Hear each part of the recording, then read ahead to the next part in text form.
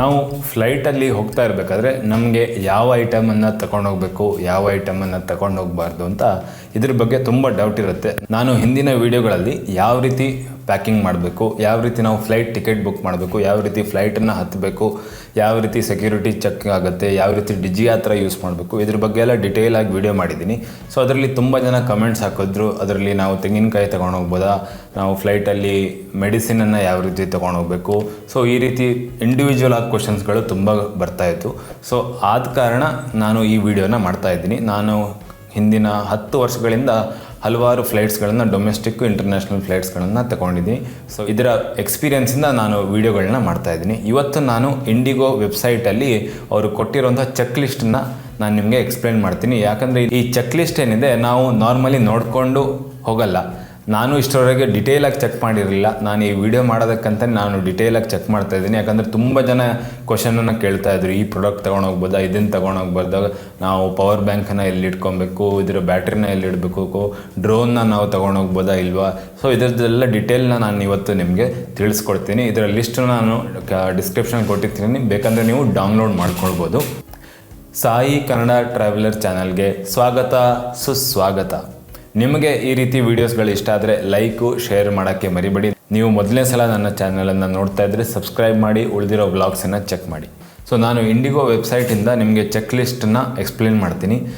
ತುಂಬ ದೊಡ್ಡ ಲಿಸ್ಟ್ ಇದೆ. ಸೊ ಡಿಟೇಲಾಗಿ ನೋಡೋಣ ಫಸ್ಟು. ಸೊ ಇಂಡಿಗೋದಲ್ಲಿ ಈ ಲಿಸ್ಟನ್ನು ಕೊಟ್ಟಿದ್ದಾರೆ, ಇದನ್ನು ನಾನು ಎಕ್ಸ್ಪ್ಲೇನ್ ಮಾಡ್ತೀನಿ ಡಿಟೇಲಾಗಿ. ಸೊ ಕ್ಯಾಬಿನ್ ಲಗೇಜ್ ಅಂದರೆ ನೀವು ಫ್ಲೈಟಲ್ಲಿ ಒಳಗಡೆ ಹೋಗ್ತಾ ಇರಬೇಕಾದ್ರೆ ನೀವು ನಿಮ್ಮ ಕೈಯಲ್ಲೇ ಇಟ್ಕೊಂಡಿರ್ತೀರ, ಅದನ್ನು ನೀವು ಯಾರಿಗೂ ಕೊಡಲ್ಲ. ಹಾಗೆ ಚೆಕ್ ಇನ್ ಅಂದರೆ ನೀವು ಏರ್ಪೋರ್ಟಲ್ಲಿ ಎಂಟ್ರ್ ಆಗ್ತಾ ಇದ್ದಂಗೆ ಚೆಕ್ ಇನ್ ಕೌಂಟರ್ ಅಂತ ಇರುತ್ತೆ. ಆ ಕೌಂಟರಲ್ಲಿ ನೀವು ಆ ಲಗೇಜನ್ನು ಕೊಡ್ತೀರಾ. ಸೊ ಚೆಕ್ ಇನ್ ಕೌಂಟರಲ್ಲಿ ಲಗೇಜನ್ನು ಕೊಟ್ಟಾಗ ಆ ಲಗೇಜು ನಿಮ್ಮ ಹತ್ರ ಇರಲ್ಲ. ಆ ಲಗೇಜು ನೀವು ಫ್ಲೈಟ್ ಇಳಿದ ನಂತರ ವಾಪಸ್ ಬರಬೇಕಾದ್ರೆ ನಿಮಗೆ ಏರ್ಪೋರ್ಟಲ್ಲಿ ಕೊಡ್ತಾರೆ.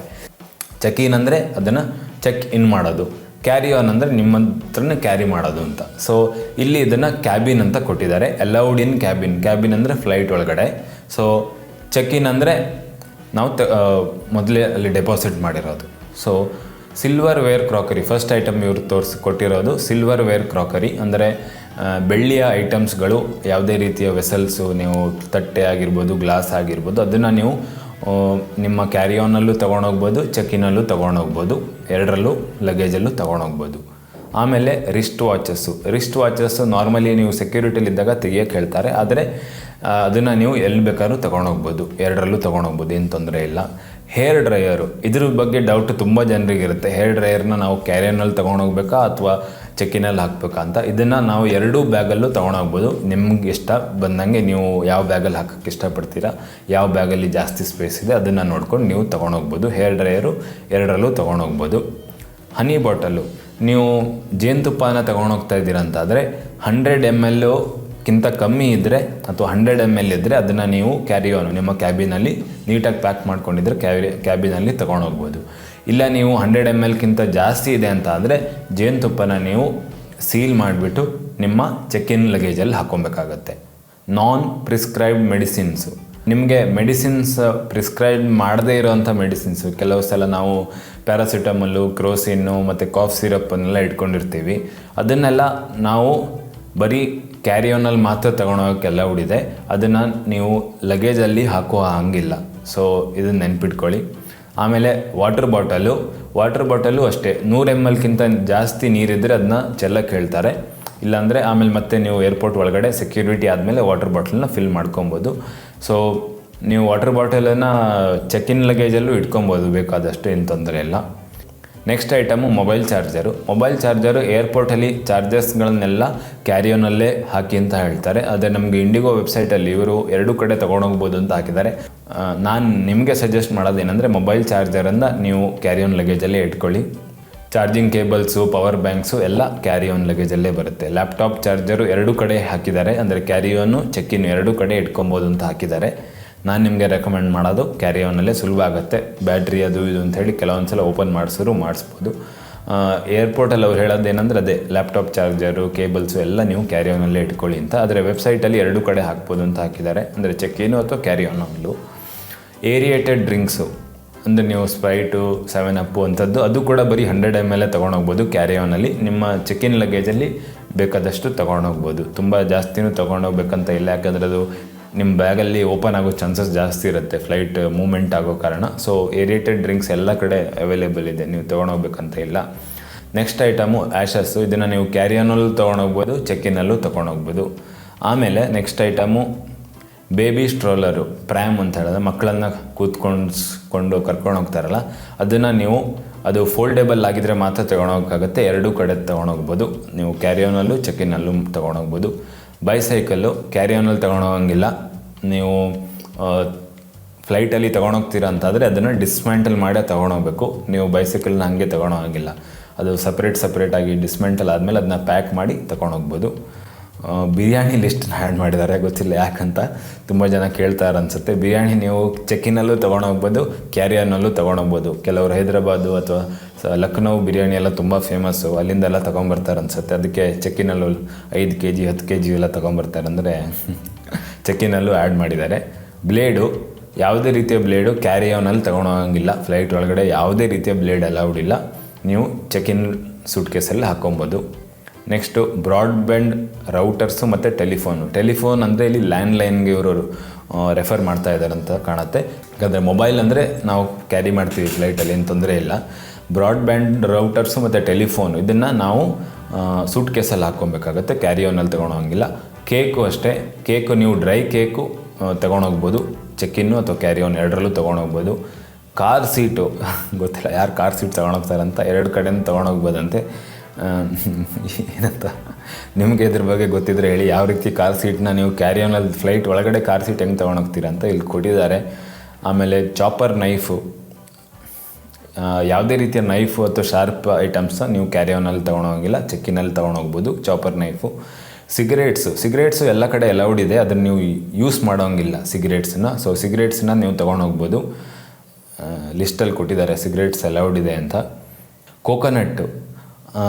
ಕೋಕೋನಟ್ಟು ನೀವು ಕ್ಯಾರಿಯಾನಲ್ಲಿ ತೊಗೊಂಡೋಗಂಗಿಲ್ಲ, ಮತ್ತು ನೀವು ಚೆಕ್ಕಿನಲ್ಲಿ ತೊಗೊಂಡೋಗ್ಬೋದು ಅಂತ ಹಾಕಿದ್ದಾರೆ ಇವರು. ಅದರಲ್ಲಿ ಡ್ರೈ ಕೋಕೋನಟ್ ಅಲೌಡ್ ಇಲ್ಲ. ಕೋಪ್ರಾ ಅಥವಾ ಡ್ರೈ ಕೋಕೋನಟ್, ಕೊಬ್ಬರಿ ಏನಿರುತ್ತೆ ಅದನ್ನು ನೀವು ತೊಗೊಳಂಗಿಲ್ಲ. ನಾರ್ಮಲ್ ಕೋಕೋನಟ್ ತೊಗೊಂಡೋಗ್ಬೋದು, ಅದೇ ಕೊಬ್ಬರಿ ಅದಕ್ಕೆ ಬೆಂಕಿ ಹತ್ಕೊಳ್ಳೋ ಚಾನ್ಸಸ್ ತುಂಬ ಜಾಸ್ತಿ ಇರುತ್ತೆ, ಹಾಗಾಗಿ ಡ್ರೈ ಕೋಕೋನಟ್ ಅಲೌಡ್ ಮಾಡಲ್ಲ. CPU ನೀವು ಕ್ಯಾರಿಯಾನಲ್ಲಿ ತೊಗೊಳೋಂಗಿಲ್ಲ, CPU ತೊಗೊಂಡೋಗ್ತೀರ ಅಂದರೆ ಚೆಕ್ಕಿನಲ್ಲಿ ತೊಗೊಂಡೋಗ್ಬೇಕು. ಡೆಸ್ಕ್ಟಾಪು ಅಷ್ಟೇ ಕ್ಯಾರಿಯಾನಲ್ಲಿ ಅಲೌಡ್ ಇಲ್ಲ, ಚೆಕ್ಕಿನೇ ಮಾಡಬೇಕು. ಡ್ರಿಲ್ಲರ್ ಮೆಷಿನು ಅದನ್ನು ಅಷ್ಟೇ ಕ್ಯಾರಿಯಾನಲ್ಲಿ ಅಲೌಡ್ ಇಲ್ಲ, ಚೆಕ್ಕಿನ್ ಮಾಡಬೇಕು. ಡ್ರೋನ್ ಕ್ಯಾಮರಾ, ನಮ್ಮ ಫ್ರೆಂಡ್ ಒಬ್ಬರು ಮೊನ್ನೆ ತೊಗೊಂಡೋಗಿದ್ರು, ಅದ್ರ ಡಿಸ್ಮ್ಯಾಂಟಲ್ ಮಾಡಿ ಕ್ಯಾರಿಯಾನಲ್ಲಿ ತೊಗೊಂಡೋಗಿದ್ರು. ಆದರೆ ಇಂಡಿಗೋ ವೆಬ್ಸೈಟಲ್ಲಿ ಕ್ಯಾರಿಯಾನಲ್ಲಿ ಅಲೌಡ್ ಇಲ್ಲ ಅಂತ ಹೇಳ್ತಾ ಇದ್ದಾರೆ, ಮತ್ತು ಚೆಕ್ಕಿನಲ್ಲಿ ಮಾತ್ರ ತೊಗೊಂಡೋಗ್ಬೋದು ಅಂತ. ಚೆಕ್ಕಿನಲ್ಲೂ ಹಾಕಬೇಕಾದ್ರೆ ನಿಮ್ಮ ಬ್ಯಾಟ್ರಿನ ತೆಗೆದು ನಿಮ್ಮ ಹತ್ರ ಇಟ್ಕೊಬೇಕಾಗತ್ತೆ, ಡ್ರೋನ್ ಬ್ಯಾಟ್ರೀಸ್ನ, ಮತ್ತು ಅದನ್ನು ಚೆಕ್ಕಿನಲ್ಲಿ ಹಾಕ್ಬೋದು. ಇದನ್ನು ನೀವು ಏರ್ಪೋರ್ಟಲ್ಲೂ ಒಂದು ಸಲ ಕನ್ಫರ್ಮ್ ಮಾಡ್ಕೊಳ್ಬೋದು ಬೇಕಂತಂದರೆ, ಯಾಕಂದರೆ ತುಂಬ ಬೆಲೆ ಬಾಳುವಂಥ ಐಟಮು ಡ್ರೋನು. ನಾನು ನಿಮಗೆ ಕ್ಯಾರಿಯಾನಲ್ಲೇ ರೆಕಮೆಂಡ್ ಮಾಡೋದು, ಅದೇ ನಿಮಗೆ ಅಲೌಡ್ ಮಾಡಿಲ್ಲ ಅಂದರೆ ಚೆಕ್ಕಿನಲ್ಲೇ ಹಾಕಬೇಕಾಗತ್ತೆ. ಡ್ರೈ ಫುಡ್ಡು 2 ಕಡೆ ತೊಗೊಂಡೋಗ್ಬೋದು, ಏನು ತೊಂದರೆ ಇಲ್ಲ. ಡ್ರೈ ಫ್ರೂಟ್ಸೂ ಅಷ್ಟೇ ಎಲ್ಲ ಕಡೆ ತೊಗೊಂಡೋಗ್ಬೋದು. DSLR ನೀವು 2 ಕಡೆ ತೊಗೊಂಡೋಗ್ಬೋದು. DSLRಲ್ಲಿ ನೀವು ಚೆಕ್ಕಿನಲ್ಲಿ ಹಾಕ್ತಾ ಇದ್ದೀರ ಅಂತಾದರೆ ಅದರ ಬ್ಯಾಟ್ರಿನ ತೆಗೆದು ನೀವೇ ಇಟ್ಕೊಬೇಕಾಗತ್ತೆ, ಬ್ಯಾಟ್ರಿನ ನೀವು ಚೆಕ್ಕಿನ್ ಲಗೇಜಲ್ಲಿ ಹಾಕೋಂಗಿಲ್ಲ. ಸಿಗರೇಟ್ಸು ಅಲೌಡ್ ಇಲ್ಲ, 2 ಕಡೆ ತೊಗೊಳೋಂಗಿಲ್ಲ. ಸಿಗರೇಟ್ಸು, ಫಿಶ್ಶು ಅಥವಾ ಮೀಟು, ನಾನ್ ವೆಜ್ ಐಟಮ್ಸ್ನ ನೀವು ತೊಗೊಳೋಂಗಿಲ್ಲ. ಫ್ರೂಟ್ಸು ವೆಜಿಟೇಬಲ್ಸು ನೀವು ತೊಗೊಂಡೋಗ್ಬೋದು, 2 ಬ್ಯಾಗಲ್ಲಿ ಹಾಕೊಬೋದು, ಏನು ತೊಂದರೆ ಇಲ್ಲ. ಗ್ಯಾಸ್ ಸ್ಟವ್ವು, ಗ್ರೈಂಡರು ಇದು ನೀವು ಕ್ಯಾರಿಯಾನಲ್ಲಿ ತೊಗೊಂಡೋಗಂಗಿಲ್ಲ, ಚೆಕ್ಕಿನಲ್ಲಿ ತೊಗೊಂಡೋಗ್ಬೋದು. ನೆಕ್ಸ್ಟು ತುಪ್ಪ ನೀವು ತೊಗೊಂಡೋಗ್ತಾ ಇದ್ದೀರ ಅಂತಾದರೆ ಚೆಕ್ಕಿನಲ್ಲಿ ನೀಟಾಗಿ ಸೀಲ್ ಮಾಡಿ ಪ್ಯಾಕ್ ಮಾಡ್ಕೊಳ್ಳಿ, ಅದನ್ನು ಚೆಕ್ಕಿನಲ್ಲಿ ಹಾಕ್ಕೊಬೋದು. ಗ್ಲಾಸ್ ಐಟಮ್ಸು ನೀವು ಚೆಕ್ಕಿನಲ್ಲಿ ಹಾಕ್ಕೊಬೋದು, ಕ್ಯಾರಿಯಾನಲ್ಲಿ ಅಲೌಡ್ ಇಲ್ಲ. ನೆಕ್ಸ್ಟ್ ಐಟಮು ಗೋಲ್ಡ್ ಮತ್ತು ಸಿಲ್ವರ್ ಐಟಮ್ಸು, ಇದನ್ನು ನೀವು ಕ್ಯಾರಿಯಾನಲ್ಲೇ ತೊಗೊಂಡೋಗ್ಬೇಕು, ಇದನ್ನು ನೀವು ಚೆಕ್ಕಿನಲ್ಲಿ ಹಾಕಲೇಬಿಡಿ ಅಂತ ಹೇಳ್ತಾ ಇದ್ದಾರೆ ಇಲ್ಲಿ. ಸೊ ಇದು ವ್ಯಾಲಿಡ್ ಆಗಿರೋಂಥ ಪಾಯಿಂಟು, ಯಾಕಂದರೆ ನೀವು ಚೆಕ್ಕಿನಲ್ಲಿ ಹಾಕಿದ್ರೆ ನೀವು ಕಳ್ಳತನ ಮಾಡೋದಕ್ಕೆ ಸಹಾಯ ಮಾಡ್ದಂಗೆ ಆಗುತ್ತೆ. ಯಾಕಂದರೆ ಅವ್ರಿಗೆ ಗೊತ್ತಾದರೆ ನಿಮ್ಮ ಲಗೇಜಲ್ಲಿ ಗೋಲ್ಡ್ ಸಿಲ್ವರ್ ಇದೆ ಅಂತ, ಖಂಡಿತವಾಗ್ಲೂ ಅದು ನಿಮಗೆ ಸಿಗೋದು ಕಷ್ಟ ಆಗುತ್ತೆ. ನೀವು ಬೈ ಮಿಸ್ಟೇಕ್ ಆಗು ಗೋಲ್ಡ್ ಸಿಲ್ವರ್ನ ಚೆಕ್ಕಿನಲ್ಲಿ ಹಾಕಬೇಡಿ. ಆಮೇಲೆ ಗಾಲ್ಫ್ ಕಿಟ್ಟು ನೀವು ತೊಗೊಂಡೋಗ್ತಿದ್ದೀರಾ ಅಂತ ಇದಕ್ಕೆ ಸಪ್ರೇಟ್ ಆಗಿರೋ ಚಾರ್ಜಸ್ ಅಪ್ಲೈ ಆಗುತ್ತೆ. ಇದಕ್ಕೆ ಗಾಲ್ಫ್ ಕಿಟ್ಟನ್ನು ನೀವು ಚೆಕ್ಕಿನ್ ಮಾಡಬೇಕಾಗುತ್ತೆ, ಕ್ಯಾರಿಯಾನಲ್ಲಿ ಅಲೌಡ್ ಇಲ್ಲ. ಆಮೇಲೆ ಗ್ರೋಸರೀಸು ಅಂದರೆ ಬೇಳೆಗಳು, ದವಸ ಧಾನ್ಯಗಳು ಇದನ್ನೆಲ್ಲ ತೊಗೊಂಡೋಗ್ತಿದ್ದಾರೆ ಅಂದರೆ ಚೆಕ್ಕಿನ್ ಮಾಡ್ಕೊಳ್ಳಿ, ಕ್ಯಾರಿಯಾನಲ್ಲಿ ಅಲೌಡ್ ಇಲ್ಲ. ಗನ್ ನೀವು ತೊಗೊಂಡೋಗ್ತಿದ್ದೀರಾ ಅಂತಂದರೆ ನಿಮ್ಮ ಹತ್ರ ಲೈಸೆನ್ಸ್ ಇದ್ದರೆ ಮಾತ್ರ ಅದರ ಡಾಕ್ಯುಮೆಂಟ್ಸ್ನ ತೋರಿಸ್ಬೇಕು. ಅದನ್ನು ನೀವು ಸಪ್ರೇಟಾಗಿ ಚೆಕ್-ಇನ್ ಮಾಡಬೇಕಾಗತ್ತೆ. ಹಾಗೆ ನಿಮ್ಮ ಪರ್ಸನಲ್ ಆಗಿದ್ದರೆ ಅದಕ್ಕೆ 5,500 ರೂಪಾಯಿ ಹ್ಯಾಂಡ್ಲಿಂಗ್ ಚಾರ್ಜಸ್ಸು ಅಪ್ಲೈ ಆಗುತ್ತೆ ನಿಮ್ಮ ಪರ್ಸ್ನಲ್ ಆಗಿದ್ದರೆ.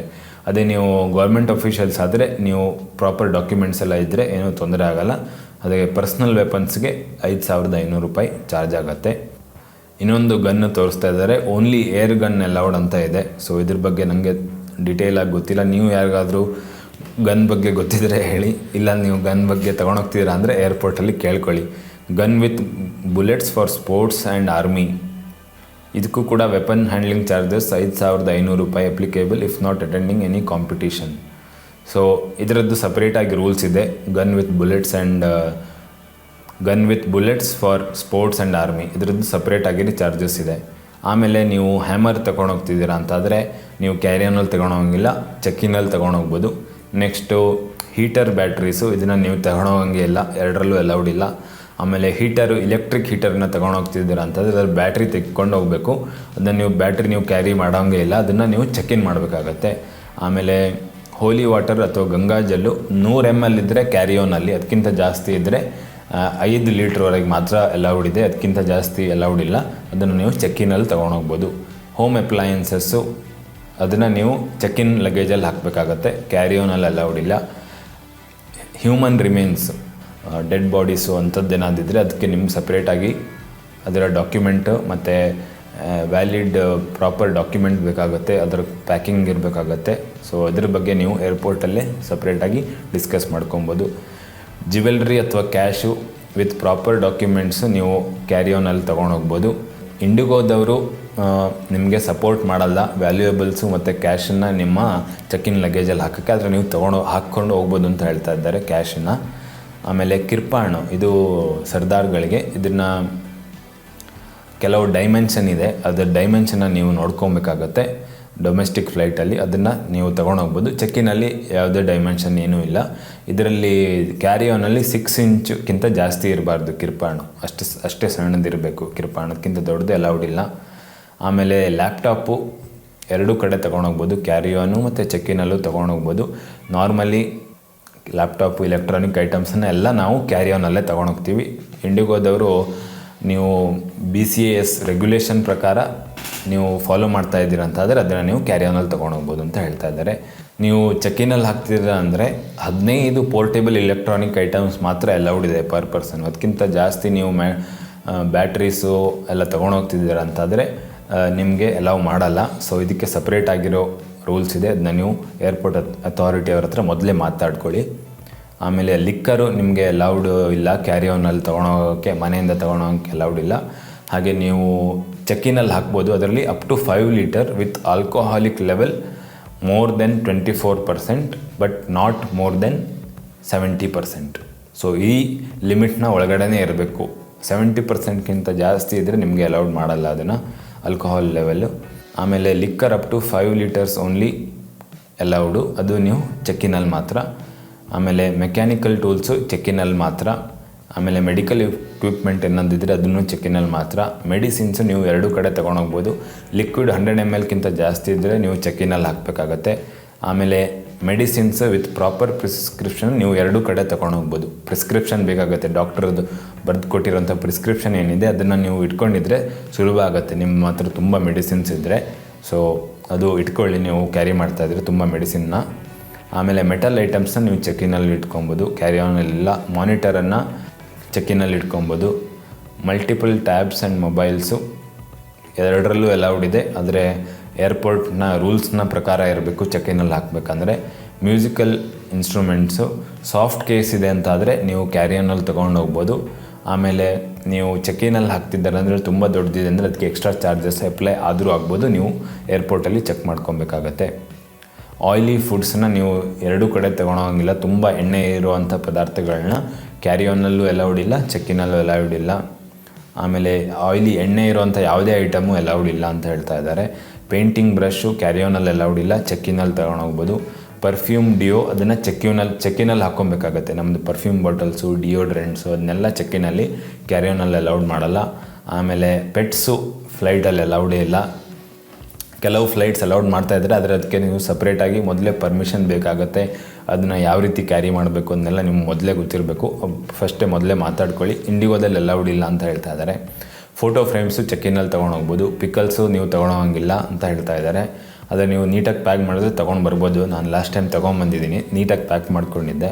ಪ್ಲ್ಯಾಂಟ್ಸು, ನಾನ್ ಪಾಯ್ಸನಸ್ ಪ್ಲ್ಯಾಂಟ್ಸ್ನ ನೀವು ಚೆಕ್ಕಿನಲ್ಲಿ ತೊಗೊಂಬರ್ಬೋದು.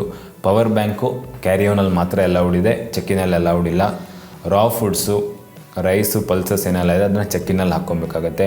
ರಾ ಗ್ರೀನ್ ವೆಜಿಟೇಬಲ್ಸು ಎರಡೂ ಕಡೆ ತೊಗೊಂಡೋಗ್ಬೋದು with weight as per cabin baggage. ಅದರೊಳಗಡೆ ಇರಬೇಕು. ಜಾಸ್ತಿ ಇದ್ದರೆ ಅದಕ್ಕೆ ಎಕ್ಸ್ಟ್ರಾ ಚಾರ್ಜಸ್ ಬರುತ್ತೆ. ಆಮೇಲೆ ರಾಡ್ ಐಟಮ್ಸು ಚೆಕ್ಕಿನಲ್ಲಿ ಹಾಕ್ಕೊಬೋದು. ಸಿಸರ್ಸು ಚೆಕ್ಕಿನಲ್ಲಿ ಹಾಕ್ಕೊಬೋದು. ಶಾರ್ಪ್ ಯಾವುದೇ ಐಟಮು ಚೆಕ್ಕಿನಲ್ಲಿ ಹಾಕ್ಕೊಬೋದು. ಶೇವಿಂಗ್ ಬ್ರಷ್ನ ನೀವು ಕ್ಯಾರಿ ಆನ್ ಅಥವಾ ಚೆಕ್ಕಿನಲ್ಲಿ ಹಾಕ್ಕೊಬೋದು. ಆಮೇಲೆ ಶೇರ್ವಾನಿ ಸೂಟ್ಸು ಕೆಲವರು ಕೇಳ್ತಾರೆ ಇದ್ದಾರೆ ಅನ್ಸುತ್ತೆ, ಇದನ್ನ ಲಿಸ್ಟಲ್ಲಿ ಆ್ಯಡ್ ಮಾಡಿದ್ದಾರೆ. ಯಾವುದ್ರಲ್ಲಿ ಬೇಕಾದ್ರೂ ನೀವು ಕ್ಯಾರಿ ಮಾಡ್ಬೋದು. ಸ್ಕೆಲಿಟನ್ ನೀವು ಕ್ಯಾರಿ ಮಾಡೋಂಗಿಲ್ಲ. Need to contact cargo. ನಿಮ್ಗೆ ಅದನ್ನ ಸ್ಕೆಲಿಟನ್ ಏನಾದರೂ ಟ್ರಾನ್ಸ್ಪೋರ್ಟ್ ಮಾಡ್ತಾ ಇದ್ದೀರಾ ಅಂತ ಆದರೆ. ಆಮೇಲೆ ಸ್ಟ್ಯಾಚ್ಯೂಸು ಮತ್ತು ಐಡಲ್ಸು ಇದನ್ನು ನೀವು ಚೆಕ್ಕಿನಲ್ಲಿ ತೊಗೊಂಡೋಗ್ಬೇಕಾಗತ್ತೆ. ಸ್ಟೀಲು ಹೆವಿ ಐಟಮ್ಸನ್ನು ನೀವು ಚೆಕ್ಕಿನಲ್ಲಿ ತೊಗೊಂಡೋಗ್ಬೇಕು. ಸ್ವೀಟ್ಸು, ಡ್ರೈ ಸ್ವೀಟ್ಸ್ ಅಂತ ಹಾಕಿದ್ದಾರೆ, ಅಥವಾ ನೀವು ವೆಟ್ ಸ್ವೀಟ್ಸ್ ಇದ್ರನ್ನ ನೀಟಾಗಿ ಪ್ಯಾಕ್ ಮಾಡಿ ಸೀಲ್ ಮಾಡ್ಕೊಳ್ಳಿ, ತೊಂದರೆ ಆಗೋಲ್ಲ. ಲಾಸ್ಟ್ ಟೈಮ್ ನಾನು ಚಂಡೀಗಢದಿಂದ ಬರ್ತಾ ಗುಲಾಬ್ ಜಾಮೂನ್ ತಗೊಂಬಂದಿದ್ದೆ. ಅದು ಲಿಕ್ವಿಡ್ ಇತ್ತು ಅದರಲ್ಲಿ, ಆದರೆ ನೀಟಾಗಿ ಪ್ಯಾಕ್ ಮಾಡಿದ್ದೆ, ಹಾಗೇನು ತೊಂದರೆ ಆಗೋಲ್ಲ. ಸ್ವೋರ್ಡ್ಸು ನೀವು ಚೆಕ್ಕಿನಲ್ಲಿ ಹಾಕ್ಕೊಬೋದು. ಟ್ರಿಮ್ಮರ್ ವಿತ್ ಬ್ಯಾಟ್ರಿ ಎರಡೂ ಕಡೆ ತೊಗೊಂಡೋಗ್ಬೋದು, ಏನು ತೊಂದರೆ ಇಲ್ಲ. ಕ್ಯಾರಿಯೋನಲ್ಲೂ ಚೆಕ್ಕಿನಲ್ಲೂ. ಟ್ರಿಮ್ಮರ್ ವಿತೌಟ್ ಬ್ಯಾಟ್ರಿ ನೀವು ಕ್ಯಾರಿಯೋನಲ್ಲಿ ತೊಗೊಳೋಂಗಿಲ್ಲ ಅಂತೆ. ಆದರೆ ನಾರ್ಮಲಿ ಬ್ಯಾಟ್ರಿ ಐಟಮ್ಸ್ನ ಕ್ಯಾರಿಯೋನಲ್ಲೇ ಹೇಳ್ತಾರೆ, ಸೊ ಕ್ಯಾರಿಯೋನ್ನೇ ಬೆಸ್ಟು. ಆಮೇಲೆ ಟಿ ವಿ ನೀವು ಚೆಕ್ಕಿನಲ್ಲಿ ತೊಗೊಂಡೋಗ್ಬೋದು. ಅಂಬ್ರೆಲ್ಲಾದಲ್ಲಿ ಶಾರ್ಪ್ ತುದಿಗಳಿರಬಾರ್ದು. ಮುಂದುಗಡೆ ತುಂಬ ಶಾರ್ಪ್ ಇದೆ ಅಂತಂದರೆ ಅಂಥ ಅಂಬ್ರೆಲ್ಲಾ ಅಲೌಡ್ ಮಾಡಲ್ಲ. ನೀವು ಚೆಕ್ಕಿನ್ನು ಅಥವಾ ಕ್ಯಾರಿಯೋನಲ್ಲಿ ತೊಗೊಂಡೋಗ್ಬೋದು. UPS ಸಿಸ್ಟಮನ್ನು ನೀವು ಯಾವುದ್ರಲ್ಲೂ ತೊಗೊಳೋಂಗಿಲ್ಲ. ಆಮೇಲೆ ನಿಮ್ಮದೇ ವೀಲ್ ಚೇರ್ ಅಂತ ಆದರೆ ಅದನ್ನು ನೀವು ಚೆಕ್ಕಿನಲ್ಲಿ ತೊಗೊಂಡೋಗ್ಬೋದು. ಸೊ ಇದು ಮುಖ್ಯವಾದಂಥ ಐಟಮ್ಸು. ಇದು ಹೆಚ್ಚಿನವರಿಗೆ ಡೌಟ್ಸ್ ಇರುತ್ತೆ ಈ ಐಟಮ್ಸ್ಗಳ ಬಗ್ಗೆ. ಇನ್ನು ನಿಮ್ಮ ಹತ್ರ ಐಟಮ್ಸ್ಗಳ ಬಗ್ಗೆ ಡೌಟ್ ಇದ್ದರೆ ನೀವು ಕಮೆಂಟ್ಸಲ್ಲಿ ಬರೆದು ತಿಳಿಸಿ. ಹಾಗೆ ನೀವು ನನ್ನ ಉಳಿದಿರೋ ವ್ಲಾಗ್ಸನ್ನು ಚೆಕ್ ಮಾಡಿ. ನೀವು ಫ್ಲೈಟಲ್ಲಿ ಹೋಗ್ತಾ ಇದ್ದೀರಾ ಅಂತಂದರೆ ಡಿಜಿ ಹತ್ರ ರಿಜಿಸ್ಟ್ರೇಷನ್ ಮಾಡ್ಕೊಳ್ಳಿ. ನಿಮ್ಮ ಟೈಮು ತುಂಬ ಸೇವ್ ಆಗುತ್ತೆ. ಮತ್ತು ನೀವು ಬಂದು ನನಗೆ ಖಂಡಿತವಾಗ್ಲೂ ಥ್ಯಾಂಕ್ ಯು ಹೇಳ್ತೀರಾ ಡಿಜಿ ಹತ್ರ ಯೂಸ್ ಮಾಡಿದವರು. ಸೊ ಡಿಜಿ ಹತ್ರ ಯೂಸ್ ಮಾಡಿ, ಅದ್ರ ಬಗ್ಗೆ ಡೀಟೇಲ್ ಆಗಿರೋ ವ್ಲಾಗ್ ಮಾಡಿದ್ದೀನಿ. ಹಾಗೆ ಯಾವ ರೀತಿ ನೀವು ಫ್ಲೈಟ್ ಬುಕ್ ಮಾಡಬೇಕು ಅದನ್ನು ಕೂಡ ನಾನು ಡೀಟೇಲ್ ಆಗಿರೋ ವ್ಲಾಗ್ ಮಾಡಿದ್ದೀನಿ. ಯಾವ ರೀತಿ ಫ್ಲೈಟಲ್ಲಿ ಹೋಗಬೇಕು ನೀವು ಚೆಕ್ ಮಾಡಿದ್ರೆ ಚೆಕ್ ಮಾಡ್ಕೊಳ್ಳಿ. ಮೊದಲನೇ ಸಲ ಹೋಗೋರಿಗೆಲ್ಲ ಸುಲಭ ಆಗುತ್ತೆ ಫ್ಲೈಟು. ಸೊ ಇವತ್ತಿನ ಸಂಚಿಕೆ ನಿಮಗೆ ಇನ್ಫಾರ್ಮೇಟಿವ್ ಆಗಿತ್ತು ಅಂದರೆ ಒಂದು ಲೈಕು, ಶೇರ್ ಮಾಡೋಕ್ಕೆ ಮರಿಬೇಡಿ. ನಿಮ್ಮ ಅನಿಸಿಕೆಗಳನ್ನು ಕಮೆಂಟ್ ಸೆಕ್ಷನಲ್ಲಿ ಬರೆದು ತಿಳಿಸಿ. ಮತ್ತೆ ಮುಂದಿನ ಸಂಚಿಕೆಯಲ್ಲಿ ಭೇಟಿಯಾಗೋಣ. ನಮಸ್ಕಾರ, ಧನ್ಯವಾದಗಳು, ಶುಭವಾಗಲಿ.